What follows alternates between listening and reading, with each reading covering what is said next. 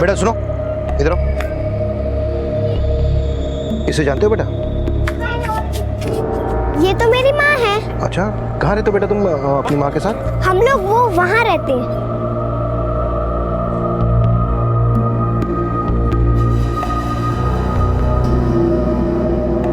सुनो, यहाँ मुझे इनसे मिलना है। ये तो मेरी माँ है। ये आपको ऊपर मिलेगी, आप सीढ़ी से चल के चले जाइए।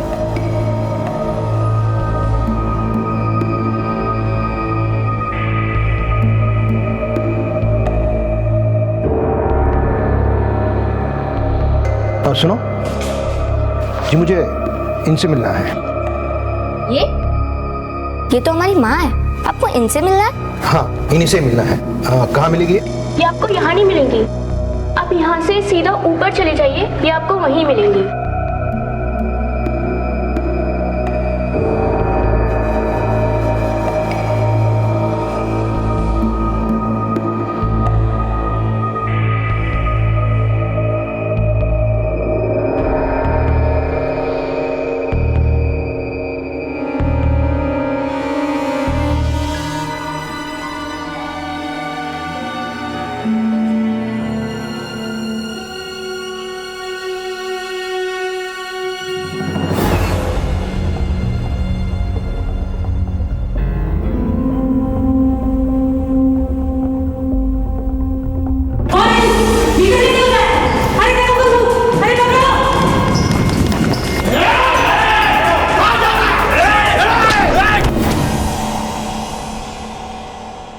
एक घर, एक औरत और उसकी 40 बेटियां, क्या यह संभव था?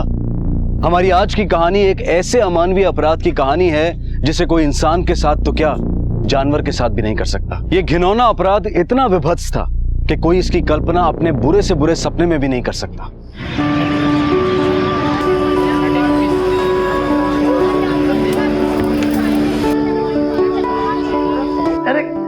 अरे आशा देखा देखा देखा, अरे इतनी बड़ी हो गई है बेटा। अरे देखो हमको दबोच रहा है। जब पैर दबोचने बोलते हैं तो जांगर नहीं लगता तुम्हारा। अरे देखो तुम हमको दबोच रही हो, अरे गिर जाएंगे ना। ए उषा, देख रही हो अपनी बिटिया को कितनी बदमाश हो गई है। हाँ आशा, छोड़ दे अपने बाबा को। अगर गिर गए या दांत टूट गया तो सब दांत टूटा बुलाएंगे। अच्छा, तो जोड़ी बनाए हो तुम दोनों मिलके माँ बेटी। अभी गुदगुदा के तुमको बताते हैं। अरे रुको, चलो खाना लगा देती हूँ, चलो। आज पता है सुनीता मैडम हमें क्या बताई? हमारे नाम को इंग्लिश में क्या बोलते हैं? क्या बोलते हैं? इंग्लिश में का नाम बदल जाता है? नहीं बाबा, इंग्लिश में मतलब बदल जाता है। आशा का मतलब है होप। सुने? हाँ सुने। क्या सुने, बोलो।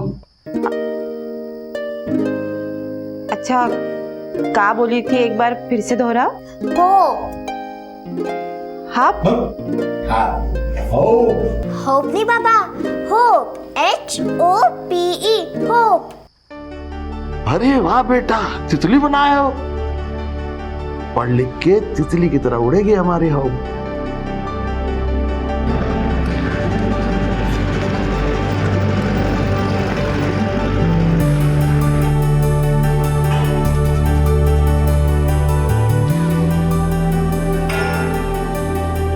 अरे धीरे, गिर जाओगे। मैं सबके लिए खाना लाई हूँ।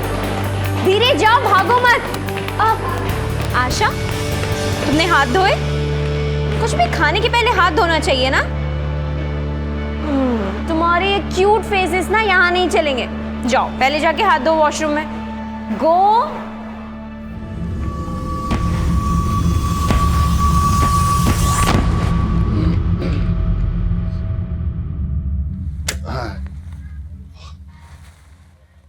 जी मैडम हमको बुला रहे हैं फोन करके। आप आशा के बाबा हैं क्या?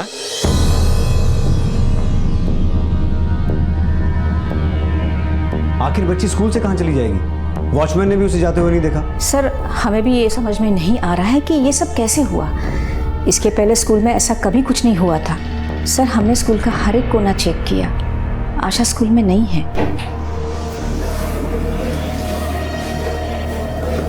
क्या हुआ?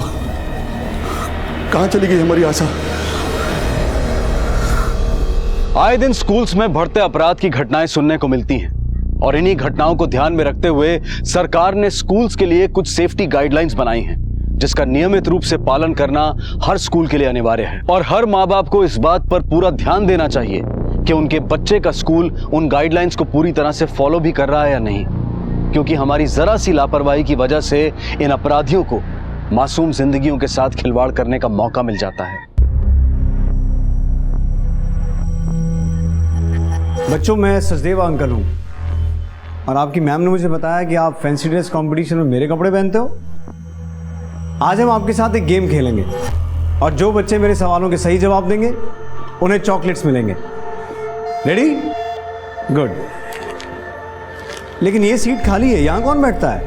अंकल, यहाँ आशा बैठती है। चॉकलेट। अच्छा, तो आशा यहाँ नहीं है तो बिना आशा के हम गेम कैसे खेलेंगे? अंकल, वो लंच के बाद क्लास में आई नहीं। अच्छा, लो तुम्हारी चॉकलेट। अंकल, आशा मेरे साथ ही रोज लंच करती है, पर आज वो नहीं आई। मैंने उसको ग्राउंड में भी बहुत ढूंढा, फिर भी नहीं मिली। तो आशा आप में से किसी के साथ यहाँ से बाहर गई थी? अंकल, क्लासरूम से मैं और आशा एक साथ निकले थे। उसके हाथ थोड़े गंदे हो गए थे तो मानसी आंटी ने उसे हाथ धोने के लिए कहा और फिर वो वॉशरूम चली गई। सर, मानसी तो उस एनजीओ से है जहाँ से रोज मिड डे मील आता है। मानसी का नंबर दीजिए। सर, मानसी का नंबर तो बंद है। एनजीओ का एड्रेस है आपके पास? जी। राणा, तुम फौरन एनजीओ चले जाओ और मानसी की पूरी इंफॉर्मेशन निकालो।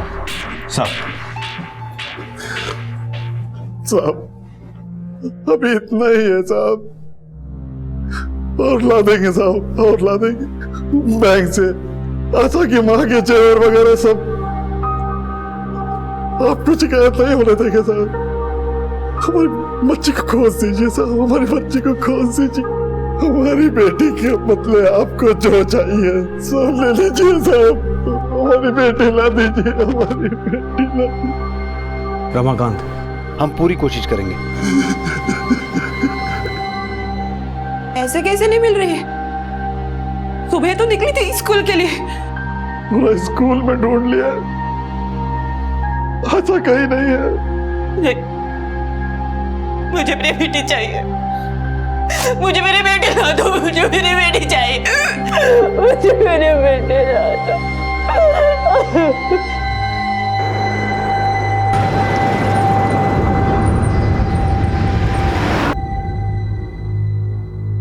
अरे राजू, तू भी हाथ लगा रहे? पूरा पूरा मैंने उठा रखा है। तूने पूरा उठा के रखा है तो मेरी तरफ से क्या हवा में है क्या? तुम लोग इसी तरह से लड़ते रहे ना तो हो चुकी लड़की बॉर्डर पार। जल्दी करो।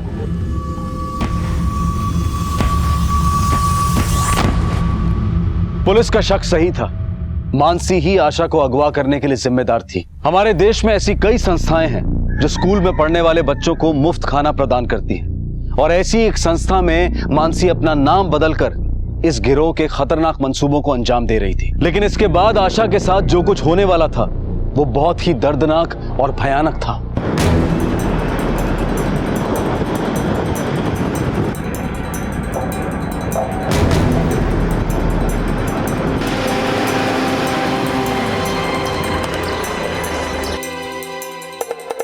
सर, मानसी पिछले 3 महीने से यहाँ पीजी रहती है। उसका कमरा किधर है?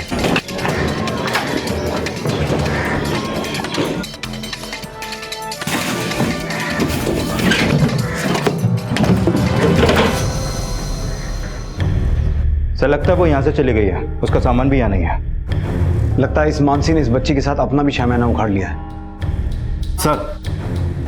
सर, मानसी के मोबाइल नेटवर्क कंपनी से मैंने बात की। उसकी लास्ट लोकेशन स्कूल की थी और तभी से फोन स्विच ऑफ है। ठीक 11:30 बजे उसने अपना फोन ऑफ किया था सर, और बच्चों का लंच ब्रेक भी उसी वक्त होता है। हो सकता है सर कि सिम और मोबाइल फोन्स बदल बदल कर काम कर रही होगी वो। राणा, हम मानसी से ऑलरेडी काफ़ी पीछे हैं। अगर वो अपने मोबाइल नंबर्स चेंज कर रही थी तो इसका मतलब है कि उसे मोबाइल लोकेशंस और मोबाइल की एक्टिविटी को कैसे मैनेज करना है पता है, और ये सिर्फ प्रोफेशनल क्रिमिनल्स को ही पता होता है। कहीं कोई बच्चे उठाने वाला गैंग तो नहीं है? राणा, फौरन दिल्ली के हर पुलिस स्टेशन में बच्ची की फोटो भिजवाओ।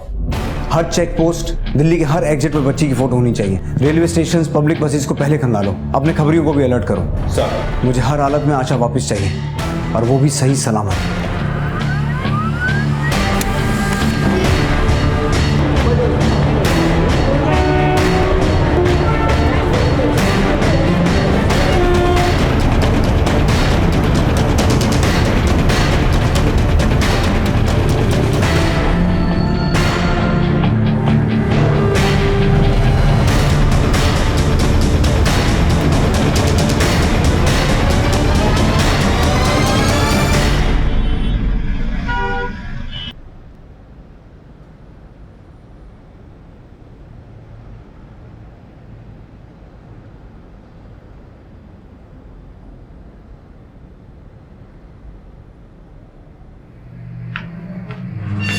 आशा, उठ गई तुम?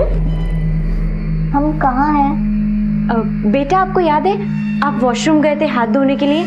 वहीं पर चक्कर खाकर आप गिर गए थे, इसीलिए हम आपको यहाँ पर डॉक्टर के पास लाए हैं। लेकिन मैं डॉक्टर अंकल के पास अपने बाबा के साथ आती हूँ। बाबा किधर है? बाबा भी आएंगे ना, वो किसी काम में थे ना, इसलिए अभी नहीं आ पाए। हाँ, अच्छा बेटा, ये राजू अंकल है। ये अंकल तुम्हें अपने पापा के पास ले जाएंगे। ले लो।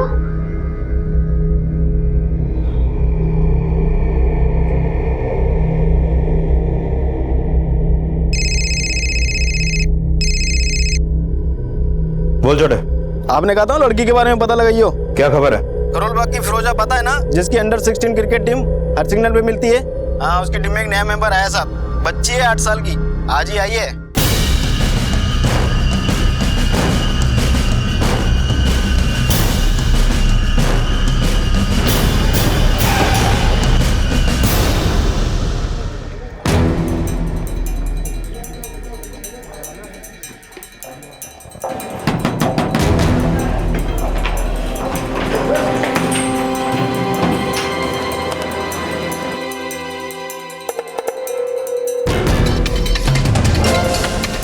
फिरोजा, आशा कहाँ है? कौन आशा साहब? वो 8 साल की बच्ची जो यहाँ नई आई है।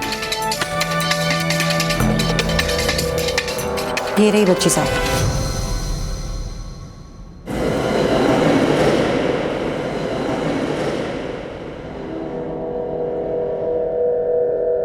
आशा, आशा, आशा।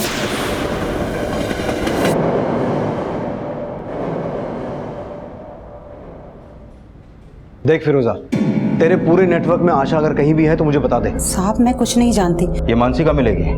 उसे तो जानती होगी ना तू? दिल्ली शहर में इस लाइन में कितने सारे लोग हैं, मुझे क्या पता मानसी किसके साथ है। और राजू, उसे तो पक्का ही जानती होगी तू। सर, कौन सा वाला राजू? तू कौन से वाले को जानती है? साहब, यहाँ तो हर किसी ने अपना नाम राजू रखा हुआ है। अजय, एंथनी, अहमद, सब किसी ने, जिससे आप लोग उन तक पहुँच ना पाओ। सब दिल्ली शहर में 150 राजू होंगे, और पूरे हिंदुस्तान में तो हजारों।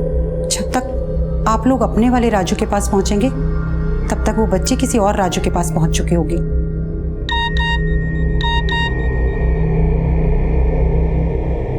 सर, उस बहन का पता चल गया? कामिनी, इसे थाने लेके जाओ। मूव।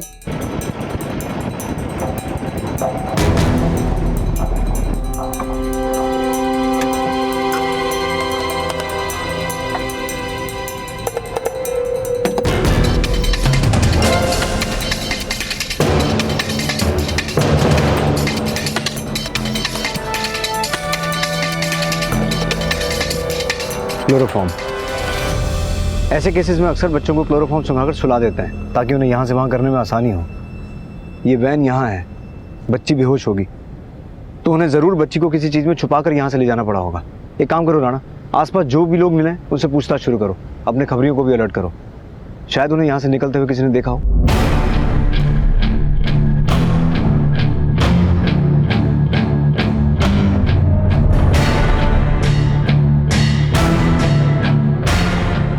साहब, बबलू बोल रहा हूँ साहब। अभी भी एक बच्ची देखी बसंत विहार में साहब, जैसे आपने फोटो भेजी है ना वैसी है, सेम टू सेम सब।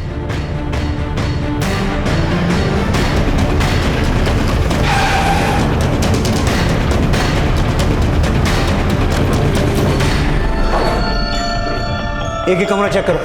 यस।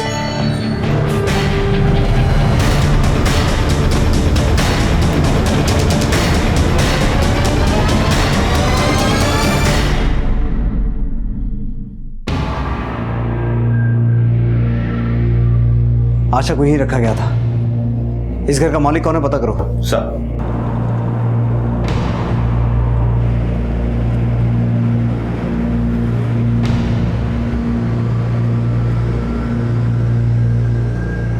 ये राजू, मूंगफली खाएगा क्या?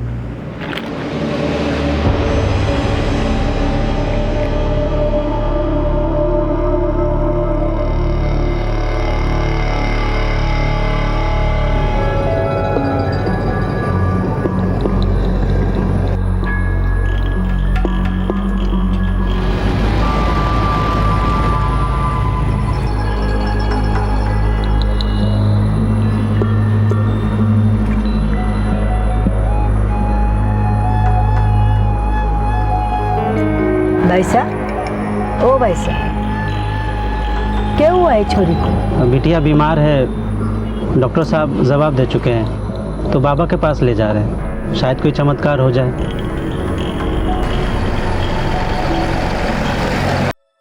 गांव छोड़ के जब दिल्ली आए थे तो सोचा सब ठीक हो जाएगा, नौकरी करेंगे, मेहनत से बिटिया को पढ़ाएंगे लिखाएंगे, बहुत बड़ा बनाएंगे। ऐसा लग रहा था सब है सपना पूरा हो जाएगा, पर सपना इतना भयावह होगा ही नहीं सोचे थे कभी। हमको कुछ नहीं चाहिए, बस हमको मेरी बिटिया मिल जाए, हम उसको लेके गांव चले जाएंगे। कुछ नहीं चाहिए हमको, कुछ नहीं।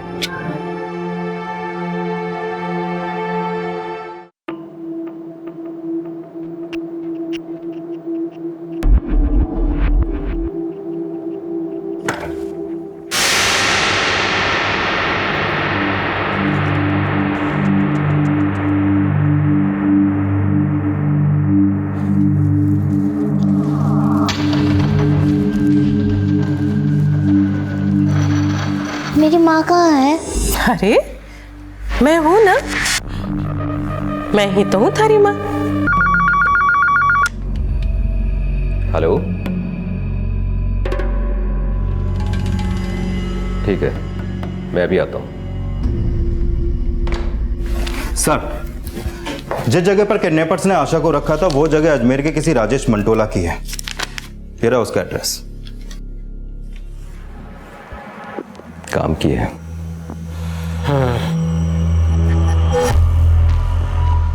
अंकल, मुझे तो कुछ नहीं हुआ, ये सब किस लिए? आपको जल्दी जल्दी बड़ा होना है ना, और अपनी इस गंदी माँ से लड़कर अपने माँ बाप के पास जाना है ना। 3 महीने में तैयार हो जाएगी।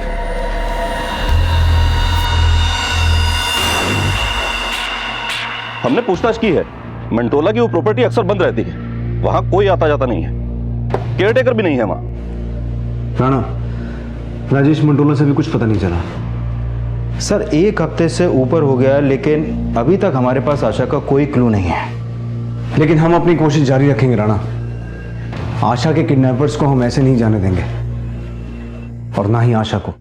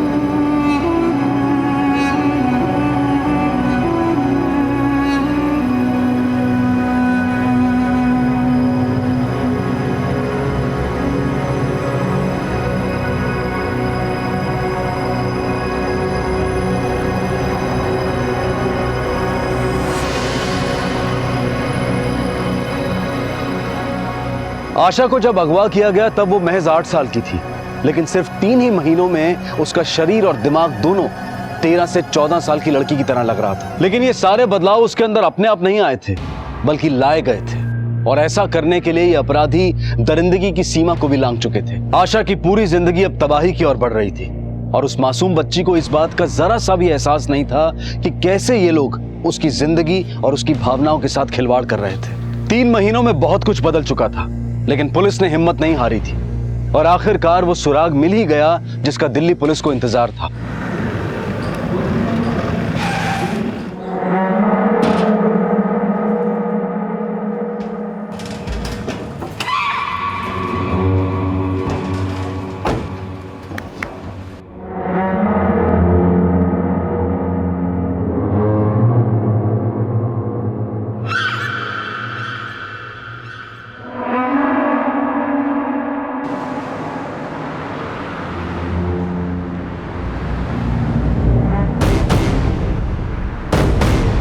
पुलिस? राजू, सामने से पुलिस आ रही है। सुन, गाड़ी मत रोकना, चलने दे। अगर वो गाड़ी ना रोके तुम भी मत रोकना।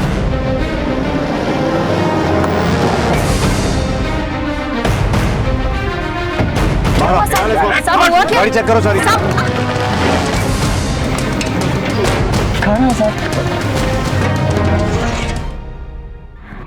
मानसी,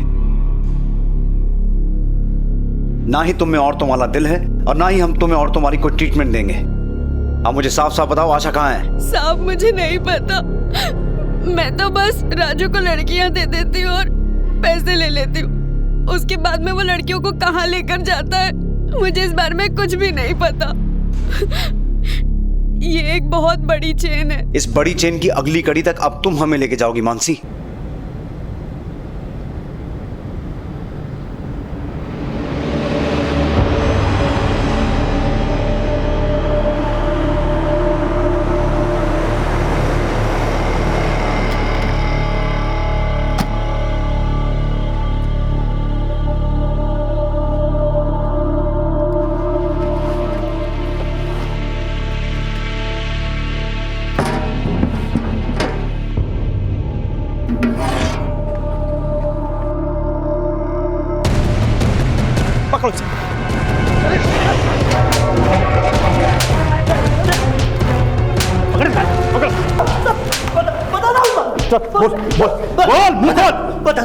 पता था उसको। छोटी मासूम लड़कियों की जिंदगी के साथ खेलते हो? किस दलदल में फेंक के आया आशा को? सब हाईवे पे छोड़ा था साहब। सर वहां से कोई दूसरा राजू ले गया होगा, और फिर वो कहाँ ले जाता है मुझे नहीं पता साहब, मुझे नहीं पता।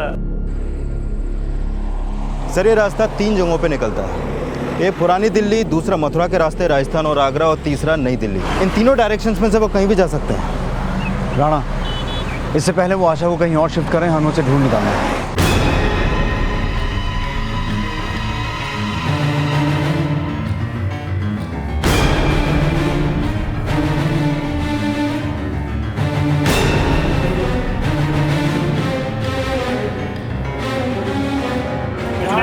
ठंडा पानी, पानी ले लो भैया, पानी। सुनिए,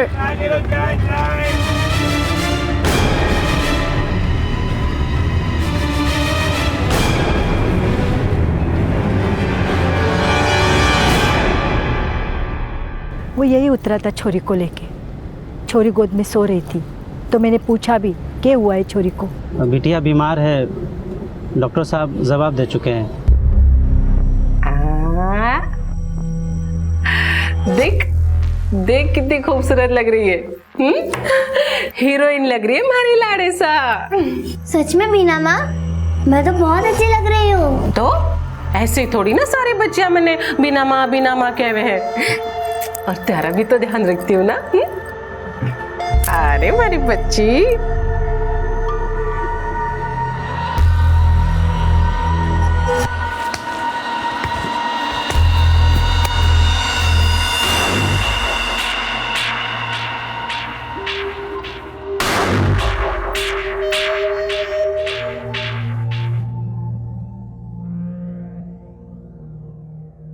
सर राजेश बोल रहा हूँ। सर मैं यहाँ बासिरगांव पहुँच गया हूँ। लड़की शायद यही है, पक्का तो नहीं बता सकता, लेकिन एक चांस जरूर ले सकते हैं। हम तुम्हारे कॉल का वेट कर रहे हैं, वहां पहुंच के हमें कंफर्म करो। और सुनो, अपना फोन साइलेंट पे रखना, ऑफ मत करना। ठीक है सर।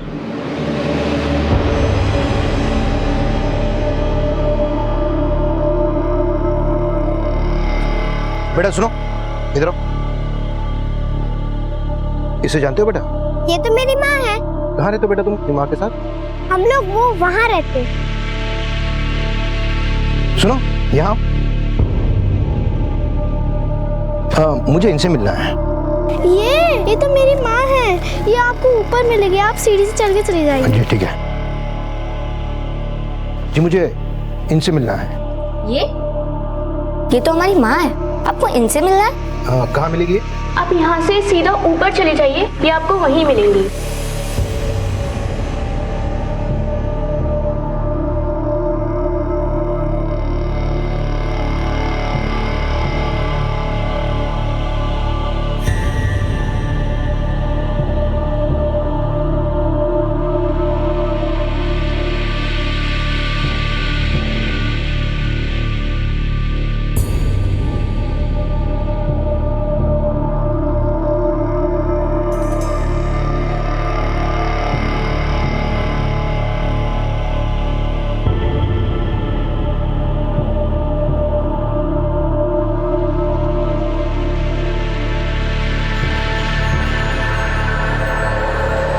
अब मैं तुम्हारी हूँ।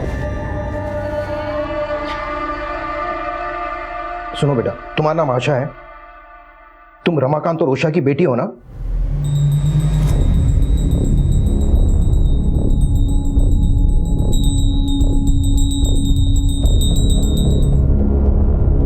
कौन है तुम? अंदर कैसे घुसा है? देखो कोई घुसा है, पकड़ो।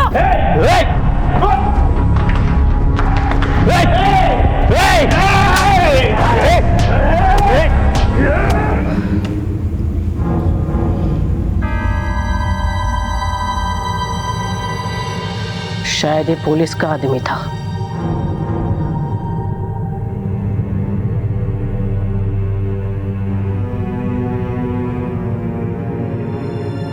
आप जिस नंबर पर कॉल करने की कोशिश कर रहे हैं वो फिलहाल बंद है। ये काफी देर से एक ही लोकेशन दिखा रहा है।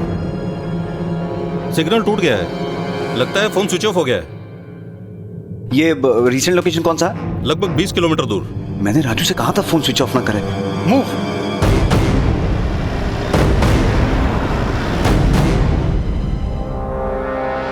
लास्ट लोकेशन इसी एरिया का था।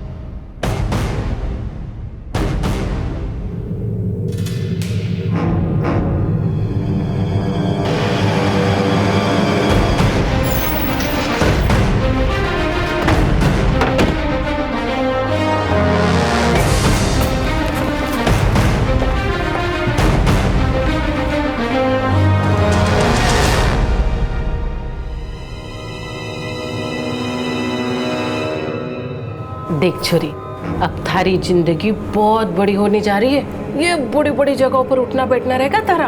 हाँ, किसी भी चीज की कोई कमी ना रहेगी थारे को।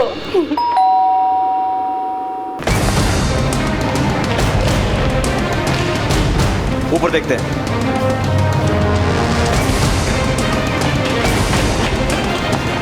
सारे कमरे चेक करो।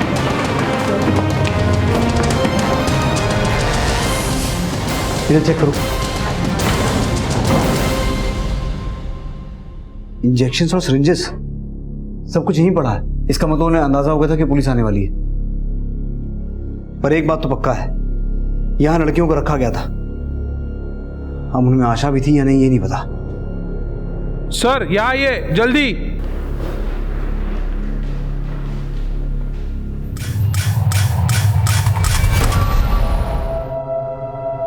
आशा यही थी।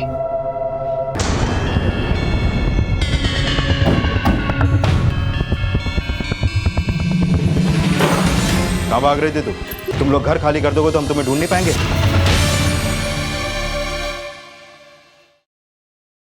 खंबा गणी, आओ पधारो।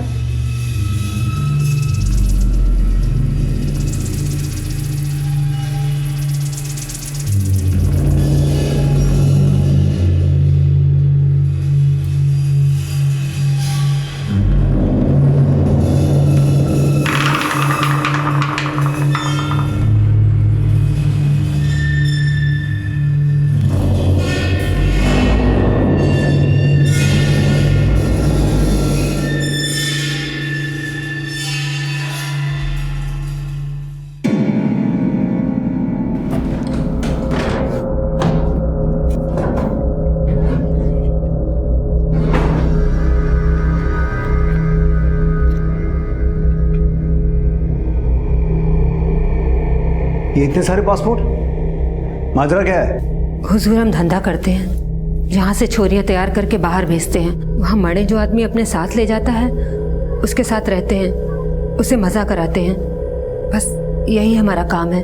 जो छोरी पेट से हो जाती है उसे यहाँ वापस भेज देते हैं। जब वो छोरी बच्चा पैदा कर लेती है, अगर वो छोरा हुआ तो उसे लड़कियों लाने वाला दलाल राजू बना देते हैं, और अगर छोरी पैदा हुई तो उसे इंजेक्शन देकर बड़ा कर देते हैं और फिर किसी दूसरे आदमी के हाथ बेच देते हैं। इंजेक्शन से सब्जी और फल बड़ा करते थे, अब इंसानों के साथ भी ये सब। क्या आपको ये निकाह कबूल है? कबूल है। बेटा क्या आपको ये निकाह कबूल है? कबूल है।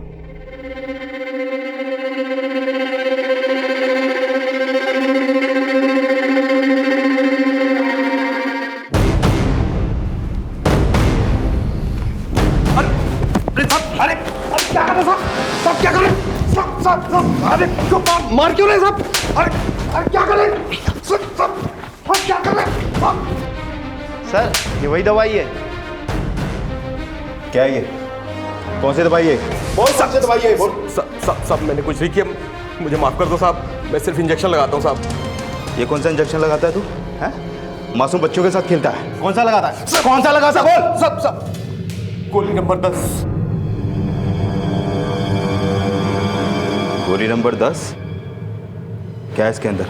साहब ये वही इंजेक्शन है जानवरों वाला, हम लोग इसको गोली नंबर 10 बोलते हैं साहब। अब इसको लगाने से बॉडी में हार्मोनल चेंज होता है साहब, और 7-8 साल की बच्चियों का शरीर 3 महीने में ही 14-15 साल के जैसा हो जाता है साहब। क्राइम पेट्रोल में हमने अब तक आपको कई बार ह्यूमन ट्रैफिकिंग और प्रोस्टिट्यूशन रैकेट की कहानियां दिखाई हैं, लेकिन इस गांव में जो हो रहा था वो इन सब से बिल्कुल अलग था। ऐसा पहली बार देखने को मिल रहा था कि मासूम बच्चियों को एक फसल की तरह से तैयार किया जा रहा था। इस गांव के खेत सूखे थे, लेकिन फिर भी यहाँ के लोगों की जेबें भरी हुई थी, क्योंकि ये पूरा गांव इस जुर्म में किसी न किसी तरह से भागीदार था। यहाँ तक कि एक डॉक्टर भी, जिसका काम जिंदगी बचाना होता है, तबाह करना नहीं। पुलिस ने जिस डॉक्टर को गिरफ्तार किया उसने पुलिस को दीपक के बारे में बताया, जो इन लड़कियों के फर्जी डॉक्यूमेंट्स और पासपोर्ट तैयार करता था।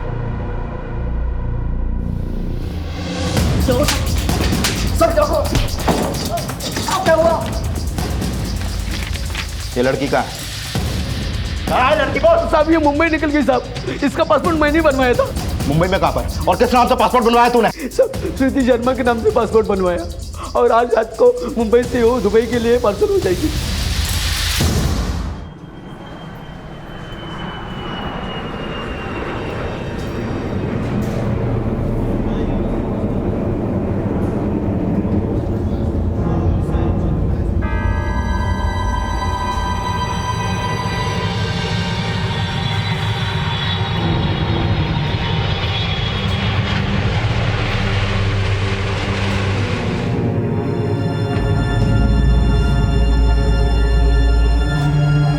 राणा,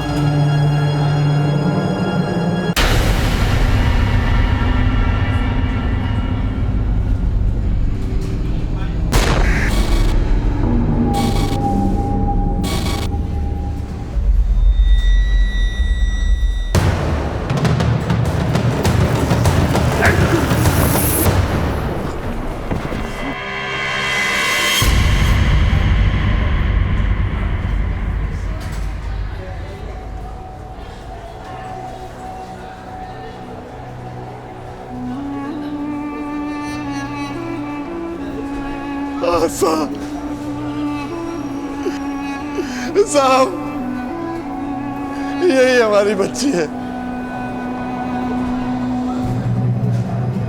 देखो क्या कर दिया साहब, हमको भी नहीं पहचान पा रही है। अच्छा बेटा, हमें बेटा तुम्हारे बापू।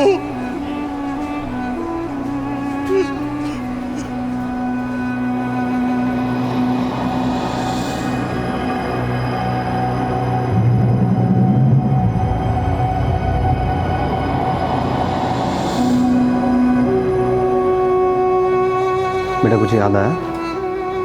यही तुम्हारे मम्मी पापा हैं।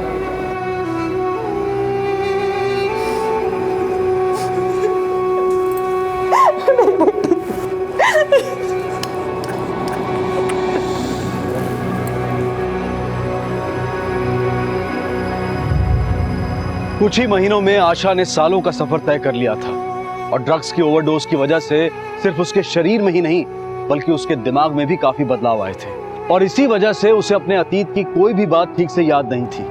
फिलहाल इसके लिए आशा का साइकोलॉजिकल ट्रीटमेंट चल रहा है। हम उम्मीद करते हैं कि आशा जल्द से जल्द ठीक हो जाए और उसकी जिंदगी फिर से पहले जैसी हो जाए। राजू, मानसी, बीना और इस केस से जुड़े सभी अभियुक्त अब जेल की सलाखों के पीछे हैं। इन लोगों ने जो किया उसके लिए शायद कानून की किताब में लिखी हर सजा छोटी है। ऐसे अपराधियों को सबक सिखाना बेहद जरूरी है ताकि फिर कोई ऐसे घिनौने अपराध को अंजाम न दे पाए। ऐसे विकृत दिमाग और ऐसी सोच वाले अपराधियों को यह सबक सिखाना ही होगा कि बुराई का अंजाम बुरा ही होता है। स्कूल वालों की एक छोटी सी लापरवाही ने आशा की पूरी जिंदगी को खतरे में डाल दिया था। उसकी मासूमियत, उसका बचपन दोनों आशा से छिन गए थे। लेकिन फिर से किसी आशा के साथ ऐसा ना हो, इसका ध्यान हमें रखना होगा। आपसे फिर मुलाकात होगी अगले एपिसोड में एक और नए केस के साथ। तब तक अपना ख्याल रखें और देखते रहें क्राइम पेट्रोल। सबक एक को सीख हम सबको। जय हिंद। इस तरह के और भी एपिसोड देखने के लिए हमारे चैनल को सब्सक्राइब करें और बेल आइकन दबाना ना भूलें।